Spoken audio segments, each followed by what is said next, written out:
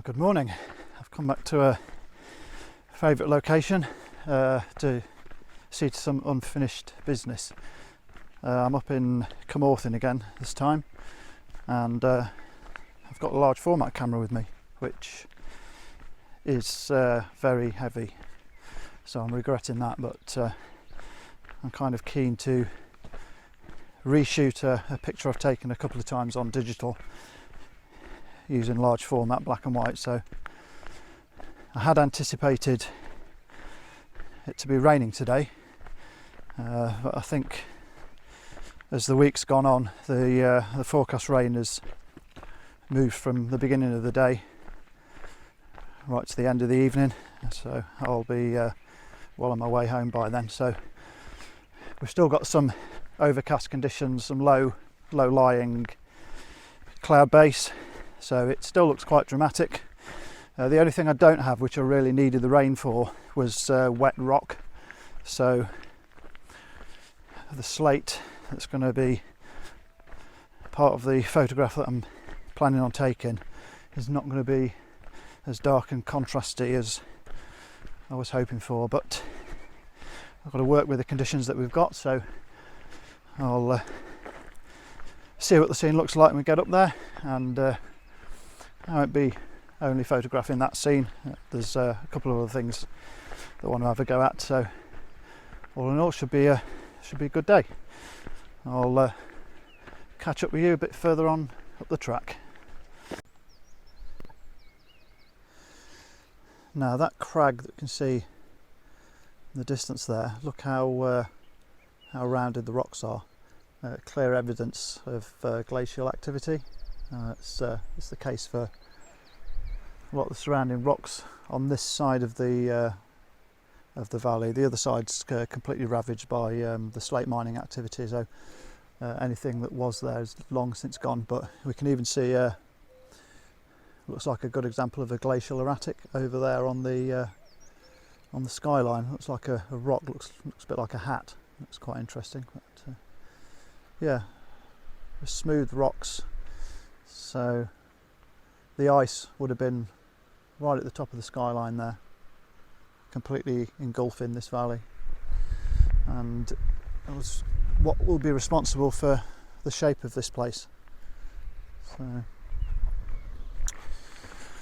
always fascinating to check out the geology when on hikes, landscape photography outings, because it's what's responsible for giving us the scenes that we enjoy photographing.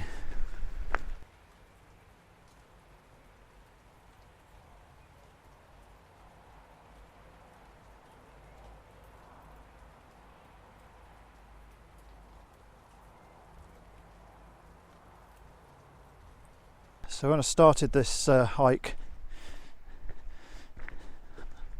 I was fearing the worst, because it looked like the clouds were going to clear and there's going to be a full-on blue sky day again, but exact opposite has happened and is now completely clagged in, so you can't see a thing.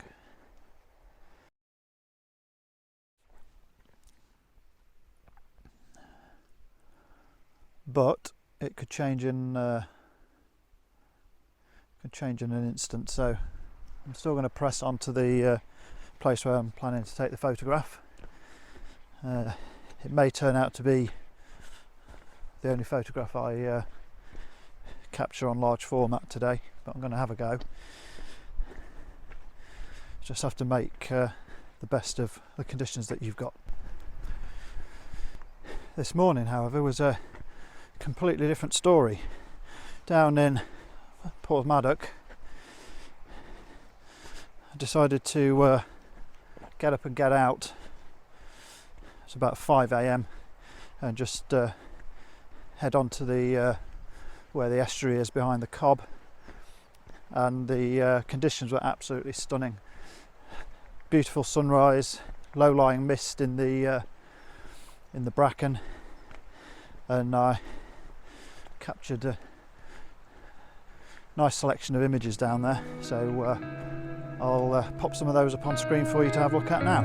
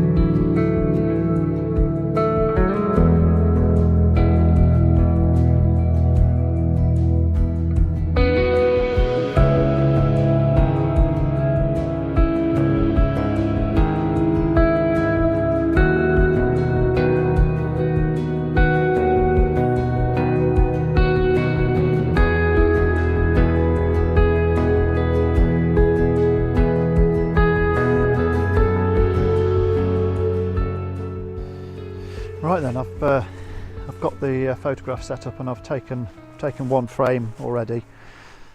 Just show you what I've set up here.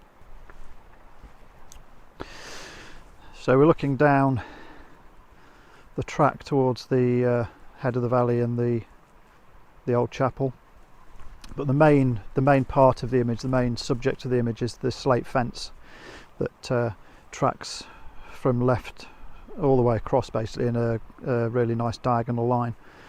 I've got some water on the track that just adds a little bit of contrast.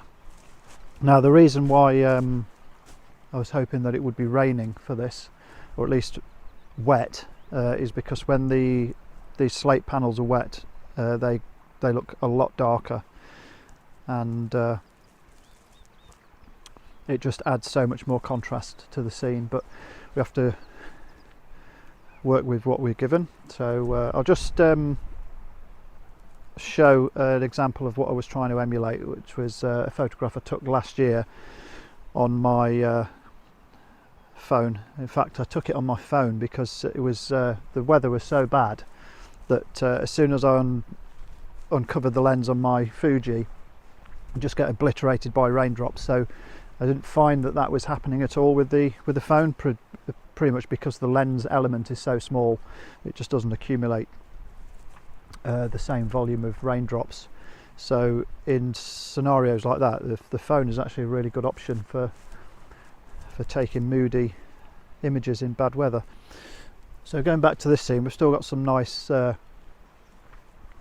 detail in the clouds. It does look quite moody, and it wasn't like this about 15 minutes ago. It was completely clagged out, and fortunately it started to clear up a bit. In fact, there was a couple I was just chatting to earlier, and they turned back and probably now wish they hadn't.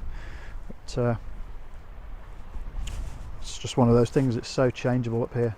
So on the front of the camera here, I've got an orange filter that's given me a 2-stop reduction in exposure, but it will sort of deal with some it will improve the contrast in the sky and help pick out some of these grasses. And what I've done with the setup of the camera is I've got the camera pointing down towards the track, but what I've done, I've lifted the rear standard so it's vertical, and what that does is it basically gives you a virtual front tilt, so that it just enhances the depth of field. I did stop down to f16 as well, which is still, it's not going to give you anywhere near the sharpness that you would get if you stopped down a 35mm camera to f16, but it just evens the sharpness out. And then the other advantage of tilting the rear standard back is that when you move the film plane away from the lens, then you get magnification.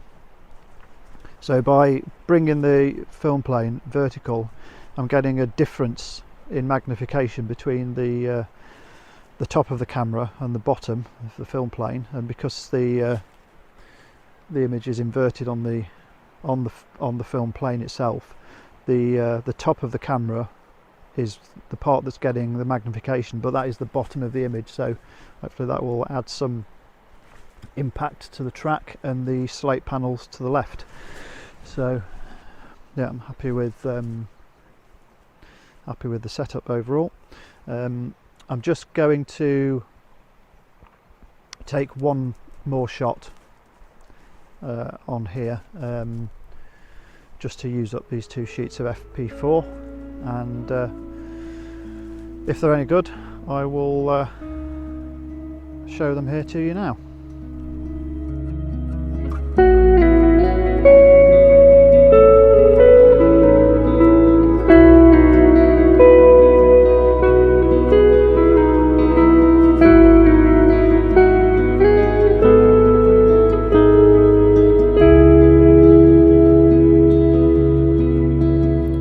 So in the end, it was just one image from the large format camera.